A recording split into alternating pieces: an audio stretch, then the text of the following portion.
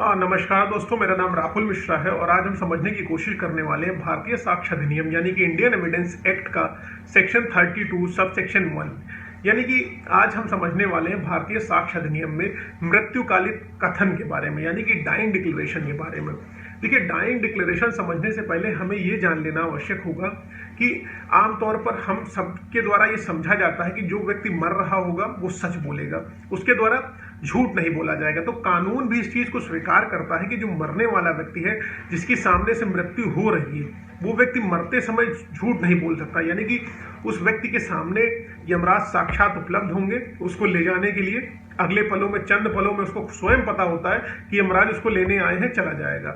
इस वजह से वो मरते मरते कुछ अच्छे कृत्य करके जाना चाहता है। इस वजह से ये माना जाता है कि मरने वाला व्यक्ति जो होगा कभी भी झूठ नहीं बोलेगा। तो हमारा जो डाइंग डिक्लेरेशन का कॉन्सेप्ट है, यानी मृत्युकालिक कथन का जो हमारा कॉन्सेप्ट है, इसी पर आधारित है कि a person who is dying will never lie. ठीक है, और truth sits on the lips of the person who is dying. सीधी सी बात है कि जो मर रहा होगा व्यक्ति, उसके होठों पर जो होगी सच्चाई एकदम रखी हुई होगी। देखिए, जो डाइंग डिक्लेरेशन का कॉन्सेप्ट है ये लेटरन मॉर्टन पर आधारित है। तो मॉर्टन का मतलब ये बेसिकली हो गया है कि something which is spoken by the person before death. कुछ ऐसी चीजें जो व्यक्ति द्वारा बोली गई है मरने के पहले। तो इससे हमें इन दोनों शब्दों से जो लैटिन शब्दावली हमें बताई गई है, इससे हमें क्लियर हो जाता है कि जो आदमी मरने से पहले कुछ बोल रहा है, ठीक, मौत के ठीक पहले कुछ स्टेट कर रहा है, बोल रहा है, वही डाइंग डिक्लेरेशन होगा। अब डाइंग डिक्लेरेशन के लिए सबसे इंपॉर्टेंट कंडीशन क्या हो रही होती है? इसमें सबसे बड़ी बात ये होती है अपने साथ जो दुर्घटनाएं घटी हुई हैं, जो उसके साथ घटना घटी हुई है, जो जो उसके साथ हुआ है, जैसे उसके साथ कोई गलत कृत्य हुआ है, किसी आदमी ने उसको यानी कि मारने की कोशिश करी, क्योंकि मरने वाली अवस्था में है, वो मरने के अपने रीजंस को जो है रिकॉर्ड करा रहा है, अपने मरने के रीजंस को बता रहा है। यानी कि जो मर रहा होता है व्यक्ति वही बताएगा। इसमें मृत्युकालिक कथन में सबसे इंपॉर्टेंट चीज है कि जिस व्यक्ति के साथ जो घटना घटी है वो वही बता रहा है, मरने के ठीक पहले बता रहा है। कि जैसे उसको उसके मर्डर की मान लीजिए एग्जांपल के लिए कोशिश करी गई, तो उसको मर्डर के लिए कौन सा वेपन किसी व्यक्ति ने यूज करा, कौन से हथियार यूज करे, किस स्थान पर उसको लेके गए, चाकू या गोली से उसको कितनी बार मारा गया, सर पर कहां वार किया गया, कौन कौन से व्यक्ति थे, क्या क्या कपड़े पहन रखे थे, कौन से वाहन में आए, ये सारी चीजें जो रिकॉर्ड करा रहा होगा वो वही व्यक्ति करा रहा होगा जिसके साथ ही सब कुछ हो रखा है और उसके अगले पल मृत्यु होने वाली है, ये उसको पता होता है। तो ये डाइंग डिक्लेरेशन यानी कि सारे सबूत जो है उस सारी गवाही वही व्यक्ति दे रहा होता है जिसकी मृत्यु अगले पल होने वाली है। इस स्टेटमेंट को या तो पुलिस अधिकारी रिकॉर्ड करता है या सक्षम अधिकारी रिकॉर्ड करता है, या डॉक्टर्स भी रिकॉर्ड कर सकते हैं। मरने से पहले डॉक्टर्स भी रिकॉर्ड कर सकते हैं, वो एलिजिबल होते हैं इस चीज के लिए। क्योंकि भाई अब जैसे कोई व्यक्ति है वो अपना बयान दर्ज कराना चाहता है, उसके अगले पल मृत्यु होने वाली है, तो एविडेंस तो प्रॉपर कलेक्ट होने इंपॉर्टेंट होते हैं ना। तो डॉक्टर साहब भी चाहें तो एविडेंसेस को रिकॉर्ड कर सकते हैं, रिकॉर्डिंग कर सकते हैं और रिकॉर्डिंग को पुलिस को दे सकते हैं। तो डाइंग डिक्लेरेशन का कॉन्सेप्ट आई होप आप लोगों को क्लियर हो गया होगा कि इसमें वही व्यक्ति जो होगा सारी बातें एक्सप्लेन करेगा, सारी बातें बताएगा जिसके साथ कोई घटना घटी हुई है।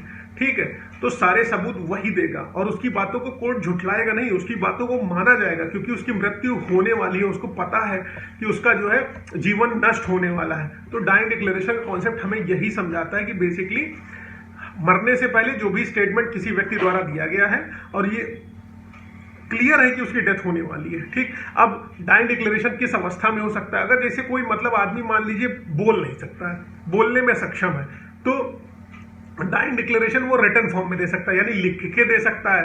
ठीक है, लिख के दे सकता है। अब मान लीजिए लिखने की अवस्था नहीं है तो डाइंग डिक्लेरेशन कैसे देगा? लिख नहीं सकता, अनपढ़ है और बोल भी नहीं सकता, तो क्या करेगा? वो हाव भाव से अपने बताएगा, जेस्चर्स के माध्यम से बताएगा कि भाई नीला था, काला था, पीला था, कैसे था, क्या कंडीशन थी, वो सब वो हाव भाव के माध्यम से बताएगा। अब हाव भाव से अगर नहीं बताने में सक्षम है तो ओरल बोल सकता है, तो बोल के उसको लिखवा देगा, उसको रिकॉर्ड कर लिया जाएगा।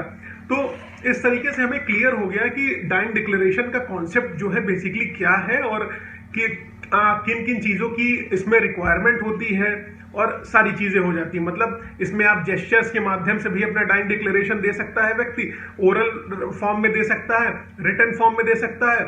अब इसमें जो होता है जो मतलब जो इसकी जो डेफिनेशन बताई गई है, सेक्शन 32(1) की डेफिनेशन बताई गई है, इस सेक्शन को मैं एज इट इज आपको बता दे रहा हूं जैसा कि बुक में लिखा हुआ है। According to the section, when the statement made by the person as to cause the death और एनी सर्कमस्टांसेस और transaction which are resulted in his death, ठीक है, और कम इनटू द क्वेश्चन, यही स्टेटमेंट्स, यही किताब में एज इट इज लिखा हुआ है, डेफिनेशन में ही सब कुछ इसके दिया हुआ है कि कैसे क्या हो सकता है।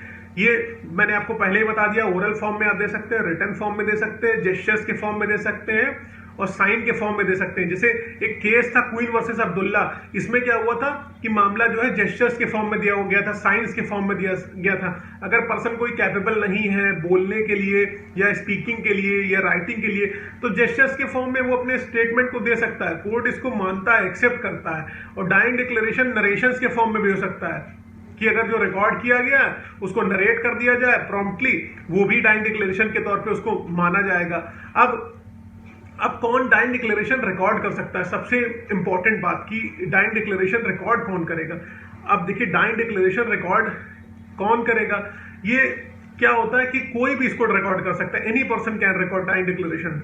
इट इज नॉट नेसेसरी कि सिर्फ गवर्नमेंट का पर्सन हो या गवर्नमेंट एम्प्लॉय हो, मजिस्ट्रेट हो या पुलिस ऑफिसर हो, क्योंकि सामने व्यक्ति की मृत्यु हो रही है, मृत्यु के कारण भाई जब वो नष्ट ही हो जाएगा तो बताएगा कौन, इस वजह से उसका स्टेटमेंट कोई भी रिकॉर्ड कर सकता है। तो डाइंग डिक्लेरेशन के रिकॉर्डिंग कोई भी कर सकता है, बहुत आसान है इसमें। और आप लोगों को मुझे लगता है कि एकदम डाइंग डिक्लेरेशन एकदम क्लियर हो जाएगा, इसमें कोई दिक्कत नहीं होगी। कोई भी डाउट हो अगर आप लोगों के मन में तो आप मुझसे पूछ सकते हैं। देखिए, डाइंग डिक्लेरेशन का जो हमें सब मिला के कंक्लूजन निकल के आएगा, मैं थोड़ा सा लंबा खींच रहा हूँ लेकिन आप लोग जरूर इसको देखिए पूरा सा।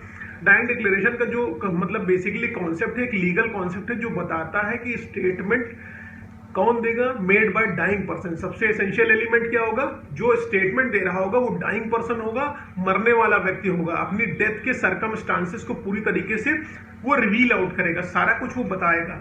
अब डाइंग डिक्लेरेशन क्या होता है, वो एडमिसिबल होता है, ठीक है, कोर्ट उसको मानता है उसको, क्योंकि ये भी माना गया ना कि मरने वाला व्यक्ति जो होगा वो कभी झूठ नहीं बोलेगा। हाँ, बस इसकी रिकॉर्डिंग जो होती है उसमें मैनिपुलेशन वगैरह नहीं होना चाहिए। आई होप आप लोगों को क्लियर है, इसको समझ में आ गया है। जब ये समझ में आ गया है तो डेफिनेटली आप थम्स अप दें, लाइक शेयर सब्सक्राइब डेफिनेटली करें, और बाकी आगे इंटरेस्टिंग वीडियोज के लिए आप मुझे फॉलो करें, ट्विटर पे भी जुड़ें और फेसबुक पे भी फॉलो करें, और बाकी आप लाइक शेयर सब्सक्राइब तो करेंगे ही आप लोग अपने हैं। Thank you so much.